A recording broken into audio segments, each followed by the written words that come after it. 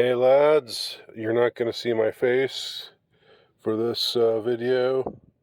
That's just the way it goes. I'm going to try to be introspective here, and when I dig down really deep, it gets a little bit harder when the camera is trained on me. So I like to turn it away from myself sometimes, such as now. So enjoy the sight of my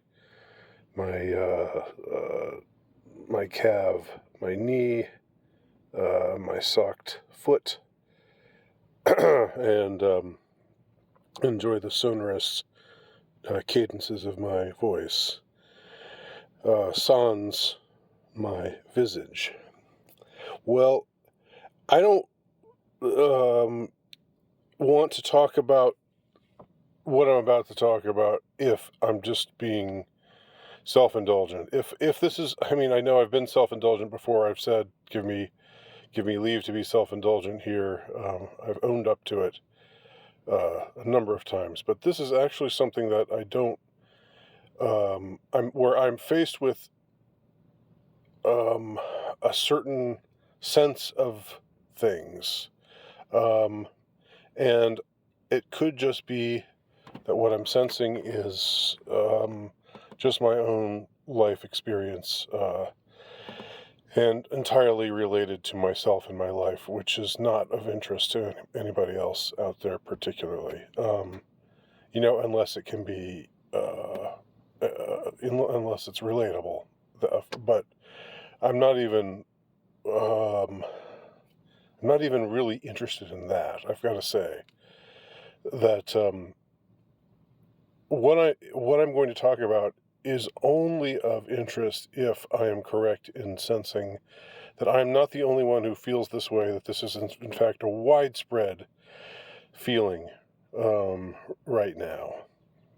What I sense right now is gloom, a sense of gloom, a sense of despondency, a sense of demoralization on a scale, on a widespread scale, or on a scale that is, I won't say unprecedented, because I'm sure there have been times where it's been worse, but unprecedented as far as I can remember, unprecedented in my own memory. Now, see, here's where things get a little bit tricky, because, one is going to be subjective to an extent.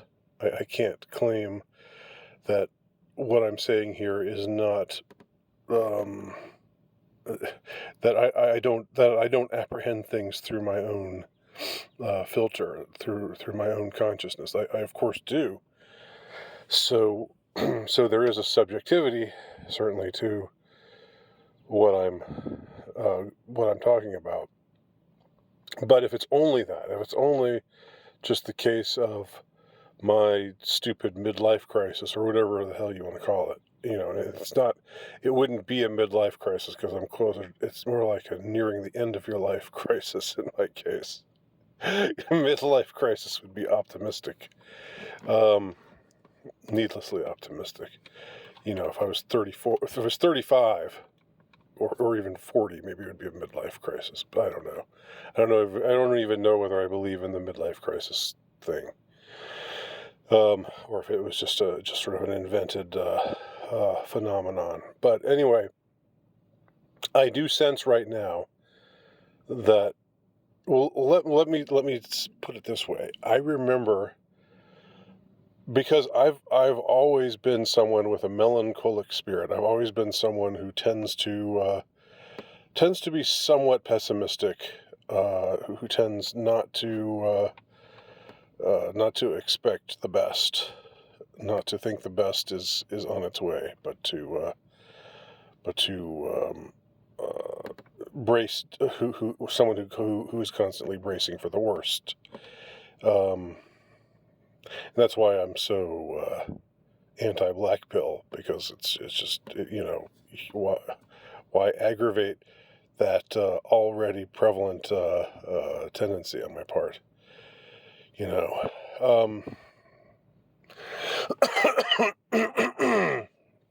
but I'm going to turn the engine on because I need some air.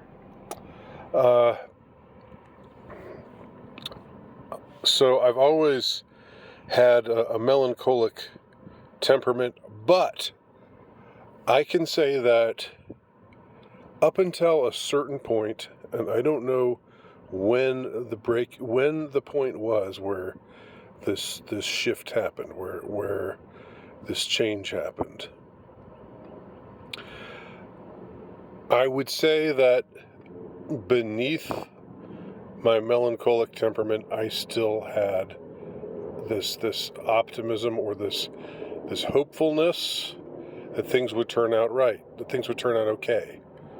There was time to see to it that things would turn out okay, or God works in wondrous ways. He's got a plan. He's going to put something together, and I was so I didn't just sink into the depths. I had a sense of yeah, it's tough, but you've got time, and the future is unwritten, and things are going to be okay. Basically, things are ultimately going to be okay. Things will work out. I actually had that sense for, I would say, most of my life, and it's paradoxical because this was at the same time when I was, as I said, mostly consumed with melancholy, mostly pessimistic, mostly tending not to feel like this is any kind of golden age, either a personal golden age or certainly a society-wide golden age. But at some point that shifted. And now I don't have that sense anymore. I'm afraid to say I don't have that sense anymore.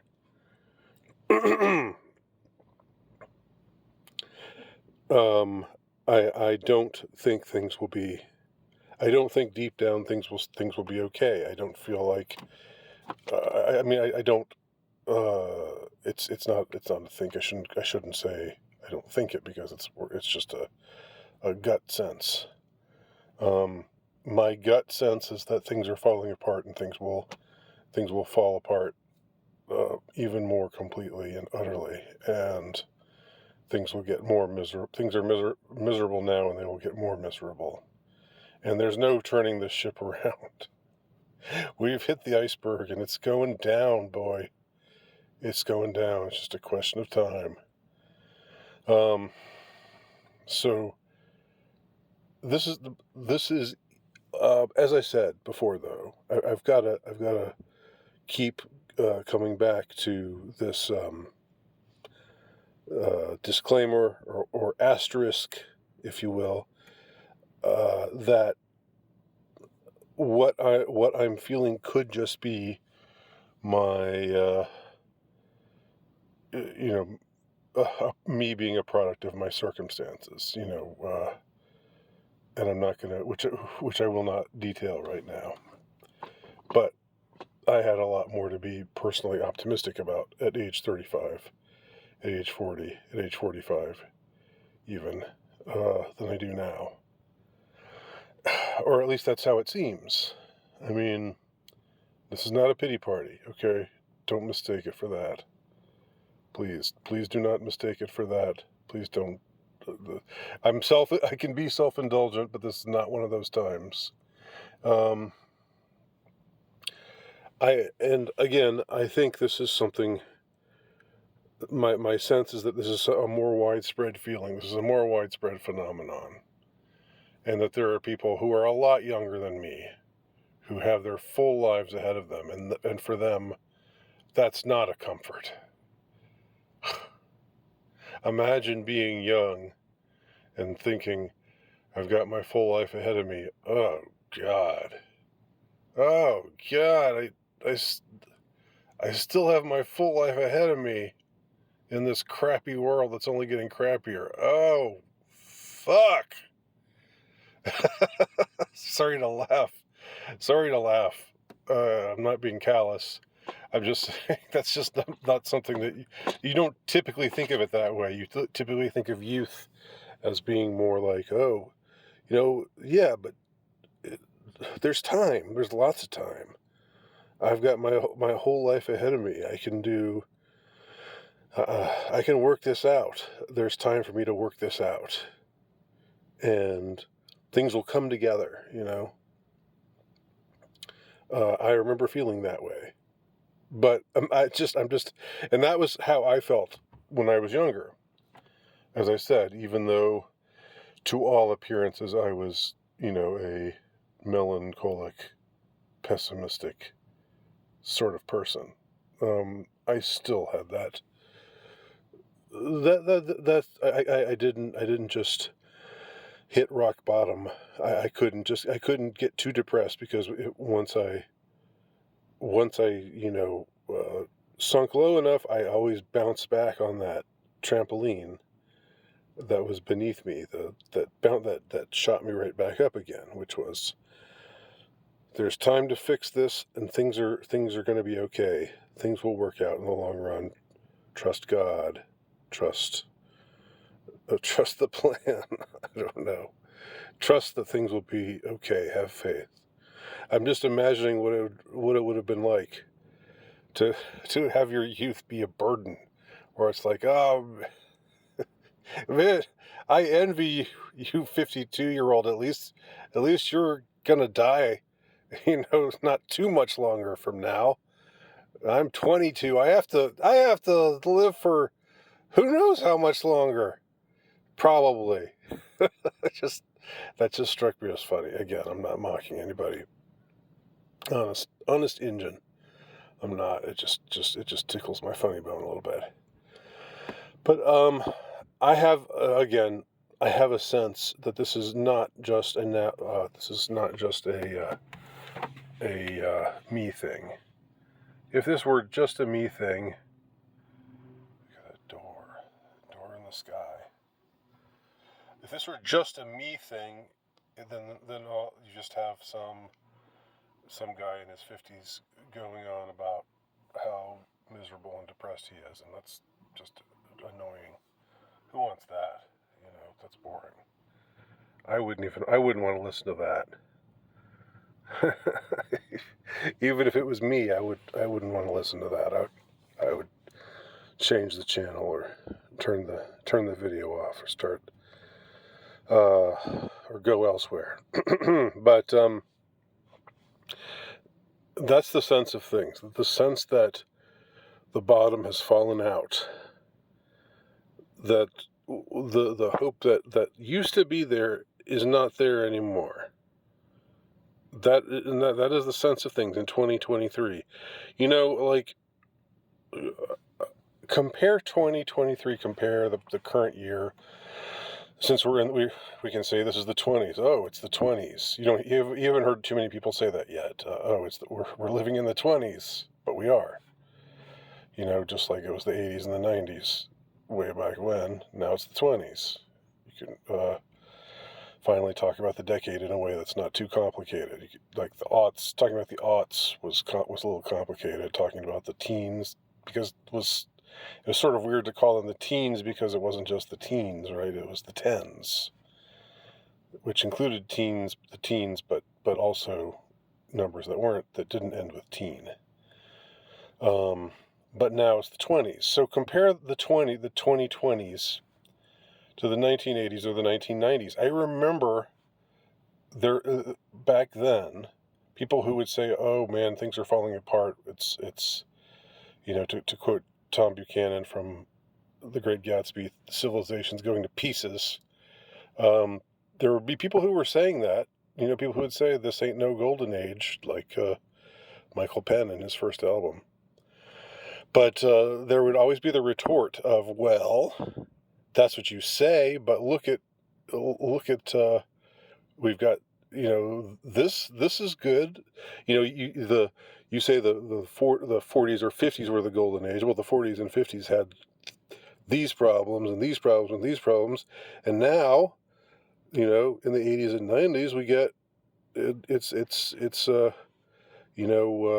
so much better with regard to those problems that we just cited. Those problems are gone, whether it's curing illness or I don't know, racial discrimination or whatever the hell they wanted to point out about the past and say that the past was bad because of X or Y or Z.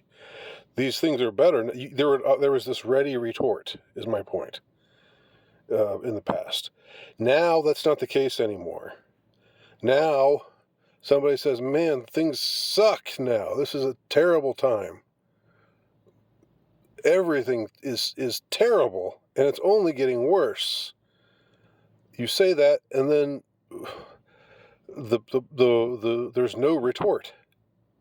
There's no retort anymore.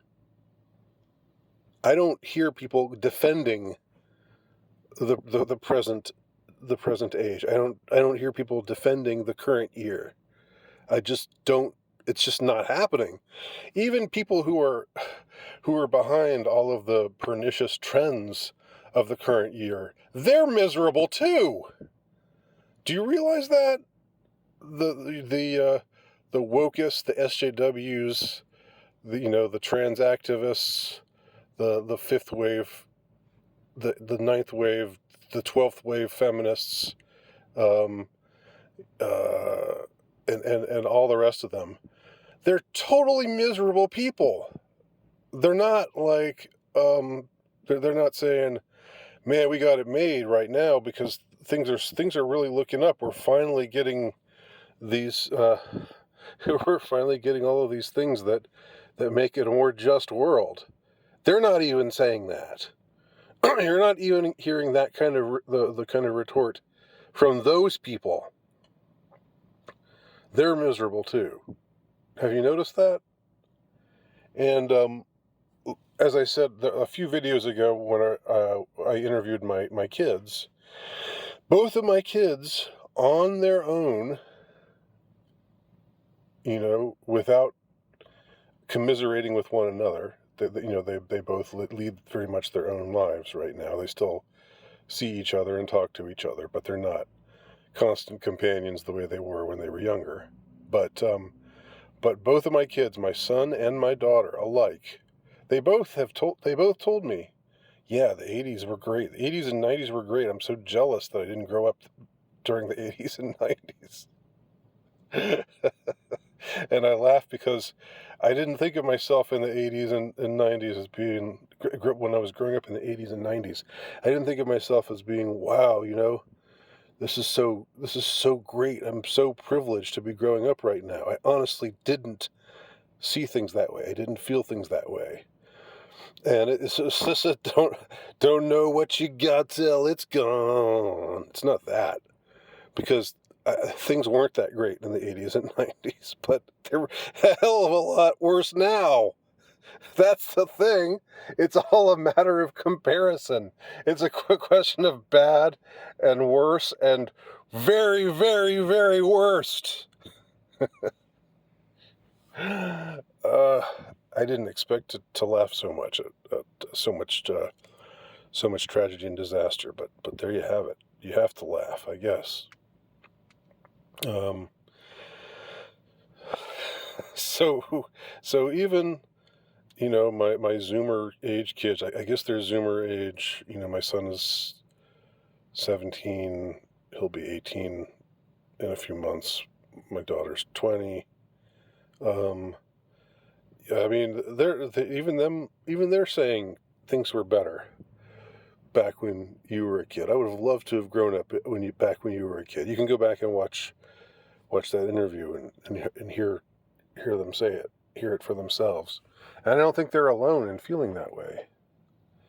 There was nostalgia in the past. There was nostalgia back in the 80s there's nostalgia for the 50s. That's what, or in the, like, even the late 70s, that's what we had. Grease, the movie Grease, and then we had Back to the Future, and Peggy Sue Got Married, all these movies, and whatever, like old-fashioned diners, that were made in the style of the 40s and 50s diners that were meant to be retro and stuff. So there was nostalgia back then, but it's not like it is now. Back then the nostalgia was tempered by this sense of things are good, or things, even if things aren't great, even if things are pretty messed up now, there was this sense of we can make this work, we can find happiness, whether it's personal or societal. And now that is totally gone. A dark shroud has fallen over all of that. And again, if it's just me, if this is if this is just an old man, or I'm not really that old yet, but if this is just an aging man's regrets, or an aging man's missing his youth or whatever, that would just be boring. If that's all this is, then then I don't even want to talk about that. That's just a waste. Get over it, old man. That's what I would say to myself. But I think the reason why I'm making a video out of this, the reason why I'm making this into a video, y'all know, or maybe you don't, but I can't stand like reflexive nostalgia, like going back. Like if I see, if there's a video of an '80s song on YouTube, and all the comments are, man, things were so great back then. I remember back in '81, I was I drove my pickup truck with my girlfriend. We saw the Journey concert, and it was just, oh, damn, I sure do miss those days. I can't stand reading comments like that. It's just so pathetic. It's so, just shut the hell up already. I don't have much sympathy for people who just wallow in. I mean, I understand nostalgia, but people who just wallow in it, I just find it disgusting. So this is definitely not that. There's more going on than that. Something bigger and more important than that. So what do y'all think? Am I full of it, or do I have a point? Let me know below. Thanks for watching.